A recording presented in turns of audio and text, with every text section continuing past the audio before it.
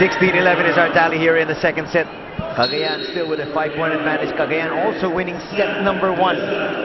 And De Los Santos to serve. 25-20 yung ating talaan dun sa first set. Mercado trying to do something cheeky. Nabasa. They go right back over. Mercado not ready for it.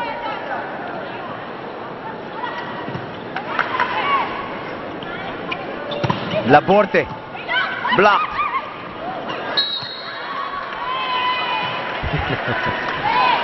This time, April 7 that infraction. I thought that was quite a slap exchange between Cagayan and Petron. But that was an important point generated by Petron. They're still behind by 4, 16-12. Let's check in with Ricky. Anthony and Ronnie, one of the things Coach Villet loves about her girls is that they have the core members of favorite university teams. And with the addition of Zia Gervasio, mas lalo pa daw matutuwa yung mga fans, yourselves included, I'm sure. Now, the reason why she wasn't around last conference was because of law school. She's a first-year law student at the moment, but missed the game, which is why she said she'd try her best to juggle school and still be a crucial player for the team. Anthony and Ronnie? Wow. Thanks, Ricky. And you know, that is very hard to be able to juggle those two. Mas lalo ng law school. Yung masters lang, mahirap na eh. So, pag tagal-tagal, your honor na ang tawag natin kay Zia Gervasio. Just like that, this is a 6-point advantage already for Cagayan. Petron even had a lead early here in the second set. However, multitude of attackers and better floor defense combined with tough net defense enabling Cagayan to just post a huge cushion. It's gonna go outside. That will be a point here for Petron. Yung puntos kasi ng Cagayan sunod-sunod. Yung puntos ng Petron paambon-ambon. And in comes Micah Morada, a former top-notch player in the UAAP. We saw action for the FAU Lady Tamaraws. Laki ng pinayat ni Micah. And this girl used to be able to sky. Grabe, I'm sure she still can. Parang sila Angela Benting yan. Bang! Wow! Floor defense of the Blaze Spikers really a question mark against a ton of attackers. You have Maizo, and then combined with Sangwang and Cotruang, hirap bantayan, ang hirap depensahan. Michelle De Rosario will not be able to have that good reception. Si Michelle ay anak ni Coach Arik Del Rosario. Naglaro din para sa UST Lady Tigers. Right now, they are in dire straits. They are under siege, behind by 7 points. Let's listen in. Paangatin mo siya. Para tatlo kayo, hindi ka nahihirapan. Marunong naman siya mag-receive eh, di ba? You receive, you help. Well, don't stand behind the blocker.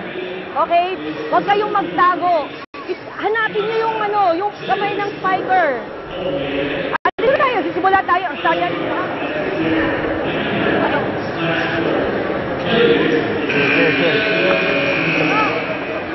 Diretso, ha? Well, Coach, you can see a tale of two coaches there. Ito si Coach Villet, you know, was stressing instructions, talking to her players. On the other side, ito si Coach Ness. Pinapainom lang niya yung kanyang mga player. Not much problems para dito kay Coach Ness Pamilar. On the other hand, for Coach Villet, parang yung cohesion ay problema pa ng kanyang kupunan. Pinag-usapan natin kanina, yung cohesion. What about the conditioning level ng kanilang reinforcements? That's also a...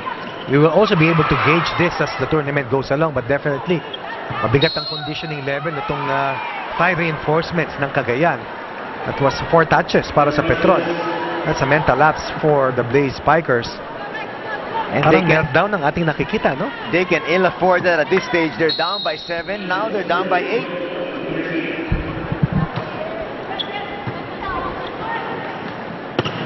Morada gets blocked. 1-1 covering by Soriano. But I thought that was a good setup coming from Misao Tanyama. Ngayon, nahanap ka ng ibang kombinasyon. But a quick timeout here by Coach Villet as they have surrendered a 9-point advantage right now sa Cagayan. Mapalo, mag-cover naman tayo. Eh, pag dumating yung bola sa atin, kunin natin. Dumadaan lang yung bola eh. Walang kumukuha. Naiaangat naman natin kanina, di ba? Tandaan nyo, hindi tayo makaka-atake kung wala tayong first ball. Ano ba nakakaganon ngayon? Hindi, balot na ng taba yung likod mo. Medyo matigas. Pre, medyo palalambato yung likod, hindi makaganon eh. And again, the tale of two coaches continues. As you can see, Coach Villet again pleading with her players. Doon sa kabila, nakikipagkwento si Coach Ness. Sabi ko, Villet, transition naman tayo. May pumapala, may sumuporta sa likod. Para naman kay Coach Ness. Para kay Coach Ness. Grabe talaga. Well, one of the few mistakes. Pero nakakangiti sila. Pag yung Petron na nagkamali, iling na yung kasunod eh. Well, if you look up at the scoreboard, Coach, you're down by 8. Yes. And you lost the first set. Medyo talagang kailangan umiling ka na siguro. Totoo yan. At mabilis, maski na close yung score dun sa first set, mabilis eh, yung pagtatapos. Hervasio from the outside trying to score for Petron. Alam mo, hindi enough na atake sila eh. Yung depensa nila kailangan mas tumibay. Net defense, may pisil pa ng chicks dun ah. Net defense, floor defense combination, transitioning, converting, yung rotation, importante lahat yan. You have to talk, you have to communicate because right now things are not looking good for the Blaze Spikers here in the second set. A while ago, you were talking about chemistry, and it looks like itong kupunan ng Cagayan, they have found that chemistry already. Patruang again! Only 23 years old. And let's see what that call was. Well, That's definitely that on the point, block. yes. Kanina meron silang 6 set points dun sa first set. Ngayon, 10 set points ang kailangan ng bulin ng Petron. They're behind 24-14. And Soriano with another good serve.